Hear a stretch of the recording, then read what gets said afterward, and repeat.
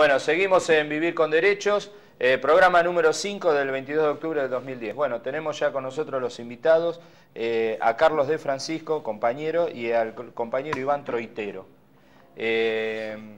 Pero vamos a hacer un poquito la introducción. ¿Qué fue el Centro Clandestino de Detención El Olimpo? El Centro Clandestino de Detención El Olimpo está ubicado en Capital Federal, en el barrio de Vélez Arfiel.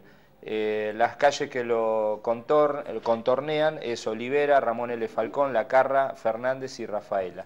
Este centro tenía un cartel en un momento que profesaba lo siguiente: bienvenido al Olimpo de los dioses, los centuriones.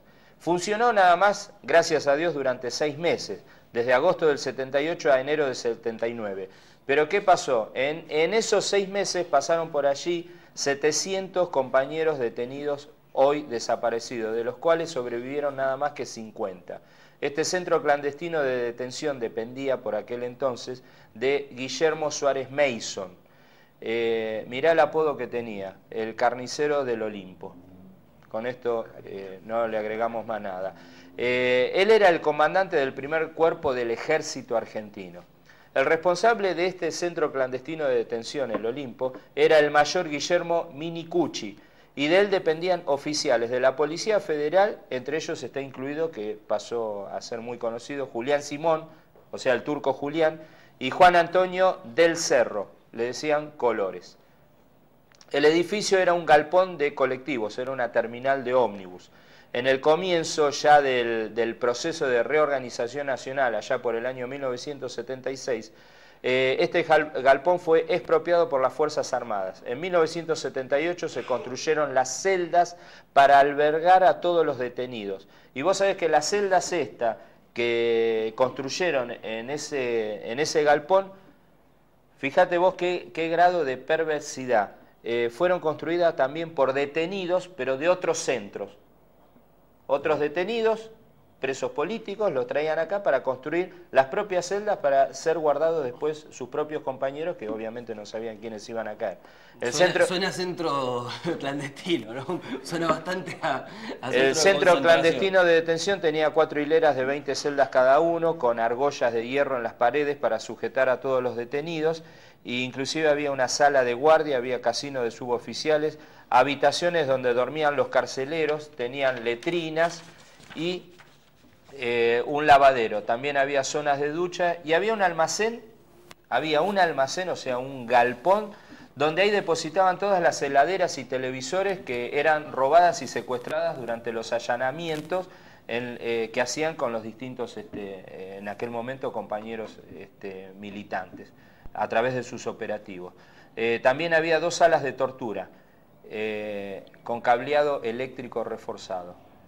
En el año 1983, ya cuando recibimos la democracia, que el presidente es Ricardo Raúl Alfonsín, el edificio pasó a manos de la Policía Federal Argentina y pasó a convertirse en un centro de verificación del automotor, en la cual yo te digo, confieso, en una época yo vendía muchos autos y cada 2 por 3 iba a verificar los automóviles a Es la triste experiencia de Tengo la triste experiencia, sí.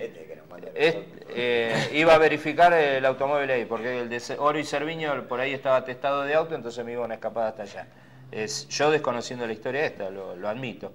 El predio fue declarado después sitio histórico a través de la ley 1197 de la legislatura de la Ciudad de Buenos Aires, y en junio de 2005 fue traspasado al gobierno de la Ciudad de Buenos Aires con un acuerdo firmado entre el expresidente Néstor Kirchner y el jefe de gobierno de aquel entonces, Aníbal Ibarra. Todo esto sucedió el 4 de octubre de 2004.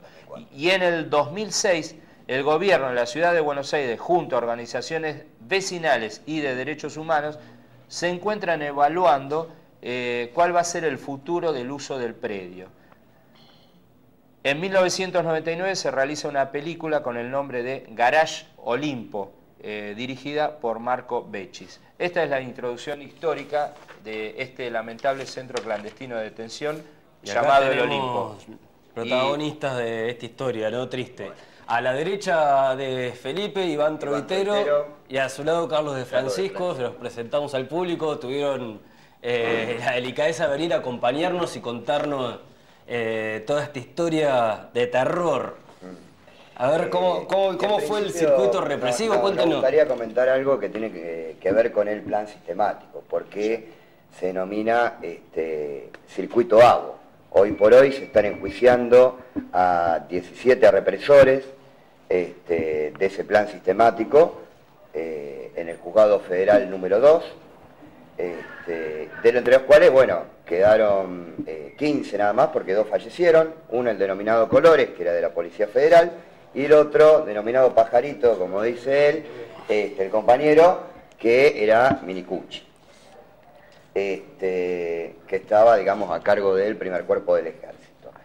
En principio, este campo clandestino, que es todo un campo clandestino, que fue Atlético Banco Olimpo, surge porque el campo original, con los represores, digamos, a cargo de Minicucci, Ferro y Suárez Mason, al que le denominaban Pajarito, perdón, son quienes comandaban por la parte del ejército, pero después había del 601 de inteligencia del ejército, de la Policía Federal, de la Policía Provincial, de Gendarmería. Estaba compuesto por distintas fuerzas, digamos, del Estado, y en ese momento, de una forma netamente ilegal, dentro de lo que fue el Atlético. El Atlético estaba situado en Cochabamba y Paseo Colón.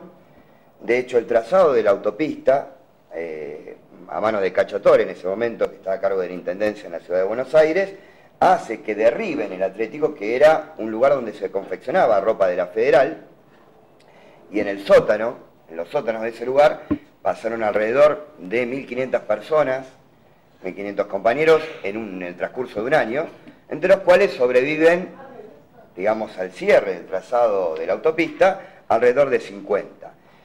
Esos sobrevivientes son trasladados a lo que se denominó el Banco, un lugar que tomaron a préstamo de la Policía de la Provincia de Buenos Aires, que queda en Puente 12 Richeri. Allí se volvió a montar un campo clandestino durante el transcurso de 6 meses, para hacer el único campo clandestino que se tiene conocimiento en todo el país, que funcionó exclusivamente como campo clandestino, que fue el Atlético. ¿Y con qué lo hicieron? Con las puertas que sacaron del Atlético, con las rejas que sacaron del Atlético, con todo lo que habían tenido del Atlético, construyeron parte de lo que después fue el denominado